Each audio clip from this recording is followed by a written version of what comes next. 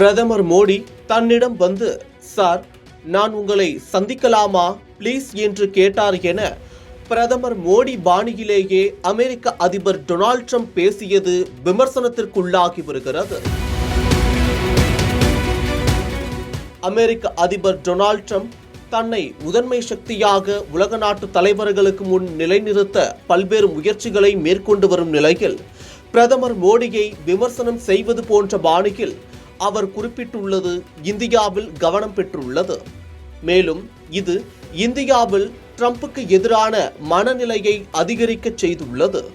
அமெரிக்க அதிபர் Trump Washington டிசியில் உள்ள Kennedy மையத்தில் குடியரசுக் கட்சியின் பிரதிநிதிகள் சபையின் உறுப்பினர்கள் இடையே உரையாற்றிய போது, இந்தியா அமெரிக்காவிடம் இருந்து 68 அப்பாச்சி தாக்குதல் ஹெலிகாப்டர்களை ஆர்டர் செய்துள்ளதாகவும் அவற்றின் விநியோகம் மிகவும் தாமதமானதால் பிரதமர் நரேந்திர மோடி அந்த தாமதங்கள் குறித்து கவலை தெரிவிக்க தன்னை சந்திக்க கோரினார் என்றும் அவர் கூறினார்.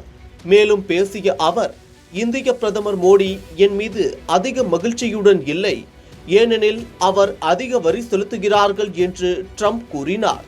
அதோடு பிரதமர் மோடி தன்னிடம் வந்து, சார், நான் உங்களை சந்திக்கலாமா ப்ளீஸ் என்று கேட்டார் என பிரதமர் மோடி பாணியிலேயே அதிபர் ட்ரம்ப் பேசி காட்டியது இந்தியர்களின் பார்வைகளில் ஒருவித சலசலப்பை ஏற்படுத்தியுள்ளது.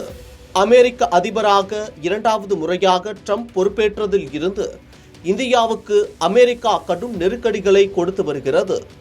இந்தியா மீதான அதிகப்படியான வரி விதிப்பு, H-1B விசா கட்டண உயர்வு போன்ற நடவடிக்கைகளே இதற்கு மிகப்பெரிய உதாரணமாகும்.